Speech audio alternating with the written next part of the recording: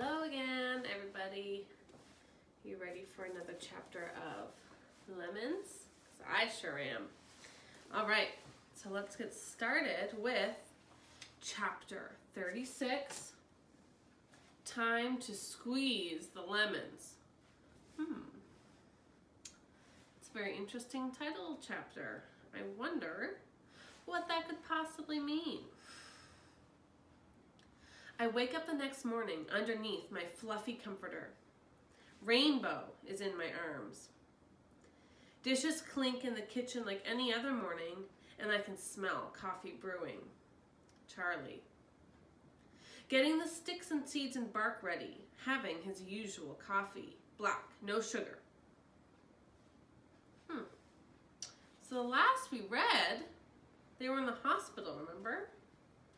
And then she was, pleading to her mother to help Charlie, who is in the hospital. It would seem, perhaps, that some time has passed and maybe Charlie's okay. Or maybe it's a dream, or maybe it's a wish that she has. Let's read and find out, shall we? He's having his usual coffee, black, no sugar. Maybe it was all just a bad dream, a horrible nightmare. When I push the covers off me, I see I'm still wearing Miss Dickerson's Willow Creek sweatshirt and shorts from the bottom drawer of the dresser in her spare room. And I know it's no dream. I drag myself out of bed, my arms, legs, and whole body tired from the heavy load. The floorboards squeak underneath me as I tiptoe down the hall and peek around the corner to the kitchen. About time, Tobin says to me, stuffing a piece of bacon in his mouth and snapping in another blue puzzle piece. Look, Lemonade, we only have one yarn ball left. Wait, what are they talking about? Oh, perhaps a puzzle that has a yarn ball that they're creating. Debbie turns around from the stove. Good morning, Lemonade, she smiles. I'm making breakfast sandwiches with eggs and bacon. Grab a plate, honey. I'm not hungry, I tell her, pulling a chair out next to Tobin. He's staring at me like I'm some kind of alien who just crash landed out in the yard and then came in for breakfast. What are you looking at? I ask him. What do you think I'm looking at? He says. I mean, why are you staring at me like that? Then why didn't you say that in the first place? Tobin, I say, exasperated. I don't know, he says. I guess because I want to know how you are and I don't know how to ask you. So I'm just watching you to see if I can tell on my own. But I can't tell on my own. So I guess I'll just have to ask you anyway. That depends on how Charlie is, I say, turning to Debbie. She comes over to the table holding an open-faced breakfast sandwich with a sunny-side-up egg that's runny in the middle and 2 burnt-on-the-edges strips of bacon on top. She's wearing her faded Levi's with holes in the knees, a yellow t-shirt, and a matching bandana in her hair. She has blush on her cheeks and small silver hoops in her ears. Very observant, Lemonade. I got a call from the hospital this morning, honey. She places a warm hand on my head. Charlie is awake and doing well. He's gonna be just fine, Lem. You promise? Promise. I lay my head on my arms on the table and cry. I probably have yolk stuck in my hair and bacon grease too, but I don't even care. I just cry and cry and cry. Oh man, that must be such a relief for her. I think I'd cry too. Debbie is sitting next to me, her head on my shoulder. Sweet girl, she says softly. I know how hard things have been for you. It'll get better. I promise you it will. I don't know how, I sputter through the tears. What do you mean, honey? How to make it better, I tell her, lifting my head up to face her. I feel Tobin's hand on my other shoulder then, and I turn to face him, wiping my nose with my forearm. By making lemonade, that's how. He pats my shoulder like you pat a German Shepherd. You said you know how to make it, isn't that right? I used to know, I tell him, but I think I forgot. Well, it's probably still in there somewhere, he says, matter-of-factly, and then goes back to his yarn ball. I turn to Debbie. He makes a lot of sense sometimes, she smiles at me. I look at him. He's examining a blue puzzle piece over his wire rims. Then he finds just the right spot for it and snaps it into place. He looks up at us and he smiles. What? He asks. I turn to Debbie. Yeah, I say. Yeah, he does. Oh, that was a nice chapter. Very short, so I think perhaps we will read another. This chapter, chapter 37, is called Deep Down Love. I wonder who they're talking about. After breakfast, Debbie helps me get ready so we can all go back to the hospital to visit Charlie. I watch her in the bathroom mirror while she gently brushes the knots out of my curls. She's helping me tie a bandana in my hair, just like hers. She found me a pink one back at her place, and then we picked out a pink top from my chest of drawers to go with it. I study her while she concentrates on detangling the red jungle. The really red jungle, or is that just a more juicy way to describe crazy messy hair? She looks a lot like Tobin, mostly in the eyes. You miss him, don't you? I finally ask her. Who, Charlie? No, Scotty. She stops brushing then, and her eyes meet mine in the mirror. They're exactly the same color as Tobin's, bright blue with tiny specks of brown inside. Yes, she says softly, starting to brush the knots again. Very much. I'm sure just as much as you miss your mom. I sigh and lean on the counter in front of me, my chin in my hand. I miss her so much sometimes my insides hurt, like worse than having the flu. I know that ache, she says. I know it very well. What do you do when you hurt so bad inside that you don't know what to do with yourself? She takes a long time to think about her answer. I can tell she's thinking because she looks just like Tobin when she's doing it. Serious and intense. I guess I try to think about some of the best times I can remember with him. And sometimes it turns that ache into happiness. Happiness that I had Scotty in my life at all.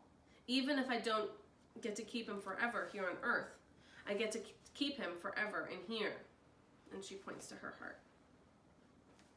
I know exactly what you mean. I have so many good memories of the times I spent with Mama. I can't even count them all. She meets my eyes again and grins real big at me in the mirror. Then she stops brushing and pulls herself up on the counter next to me. Tell me one, a wonderful memory of your mom. I'd love to hear it. You would? Of course I would. Now it's my turn to think really hard. There are so many, I tell her. It's hard to choose. She nods like she understands. And I know she really does. Every Saturday morning, I'd get up early and crawl into bed with her, and we'd cuddle together.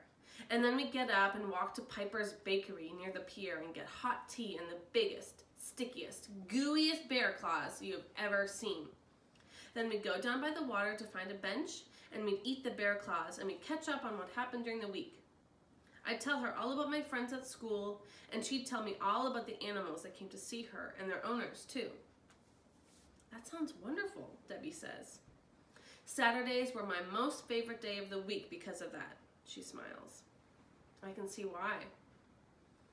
Now you tell me one, I say, putting my hand on her knee.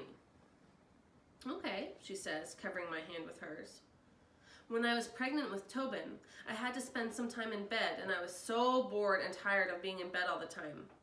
And Scotty came home from work every day with a single tulip to put in the vase next to my bed, just because I couldn't get outside and enjoy them. And then he would go down to the kitchen and make us open-faced breakfast sandwiches for dinner with sunny-side-up eggs and crispy bacon on top. Because that's what I was craving back then. Then we'd sit in bed together and watch Johnny Carson, which is an old-timey TV show, while we shared a bowl of Neapolitan ice cream. I ate all the strawberry, and he always complained that I didn't share it with him. She laughs to herself. I stuck him with the vanilla and chocolate every time. I laughed too. Is that why you only buy strawberry ice cream? I ask her. Her eyes get wide. Yes, she says. How did you? Tobin said you only buy strawberry, even though vanilla goes best with chocolate cake. Ah, yes. He tells me that again and again. She smiles to herself. I guess I buy it for Scotty, for when, well, if he comes home. You love him a whole lot, don't you? Deeply, just like you love your mother. Deep down love, I say. Yes, she says, deep down love. Charlie said Scotty wrote you a letter. Yeah, she says quietly. I keep it with me all the time. I guess it makes me feel closer to him, to read his words, how much he loved us. I know what you mean, I tell her. I keep Rainbow right on top of my bed now, even though she doesn't smell like Mama anymore. I know that once she held that rabbit close to her, and when I hold it close to me, it's almost like, well, like she's holding me again, the way she used to. She smiles. I remember Rainbow. You do? Oh, yes. I smile too now and know that Debbie is right. Thinking of memories with Mama does make the ache inside me feel better. Because it's like, just for that moment, she's here with me again. Debbie looks at me. Thank you for sharing your memory with me, and thank you for letting me share mine. Then she jumps down from the counter and wraps her arms around me. You're very special, Lemonade Liberty Wit. I'm so glad I get to know you. Her arms feel nice around me, kind of like what it felt when Mama's were around me, but different too. Nice different. And then we have a ...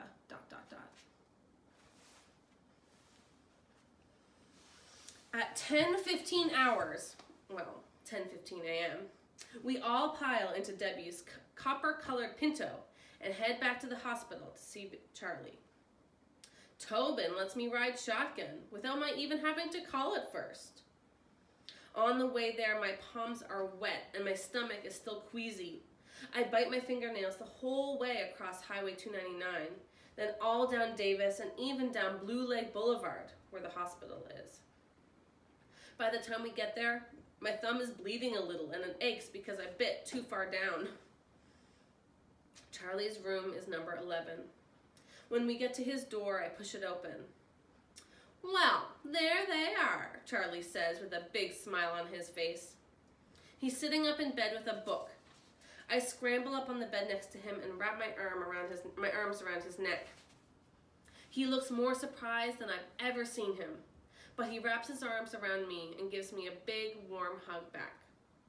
I'm so sorry, Charlie, I burst out, my cheek on his shoulder. I'm just so sorry. Oh, Lem, it's not your fault, he tells me, squeezing me tight. I'm the one who slipped on the rocks. That was all me. But if it wasn't for me, you wouldn't have been out there to begin with. I pull away to face him. Out in the rain looking for me? Well, I suppose that's true, he tells me. But wherever you go, I'm going to follow you. You know why? Why? Because, he clears his throat. Because I love you, that's why. Did he just say love? Love me? Lemonade Liberty Wit?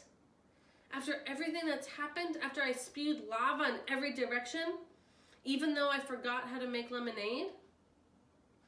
I look up at him and he gives me another big squeeze, and it feels like I'm being pulled from the quicksand. His face tells me that he's been there the whole time, making sure I didn't sink too deep, waiting for me to figure a way out on my own. But when I slipped further, he gave me his hand. That big, strong hand with a special silver band. Just like the night we made warm milk on the stove. Okay, enough of this. He clears his throat a bunch of times. I have a very important question for you all. There's nothing but salt-free chicken, runny mashed potatoes, and watery jello in this place. Did somebody bring me a bag of Tibetan yak jerky? Everyone laughs. Even me. Oh, what a nice chapter. That was very heartwarming. I'm so glad that Charlie's okay, and it seems like Tobin and Lem have kind of gotten over the drama that happened previously, and they kind of realized that wasn't actually that important, right? wonder what's going to happen next. In the back of my brain, I still have the whole, you know, Bigfoot adventure stuff. So I wonder, because we don't have that many chapters left, like what's going to happen with that whole part of the story now that kind of the emotional sides of the story seems to be coming together quite a bit more.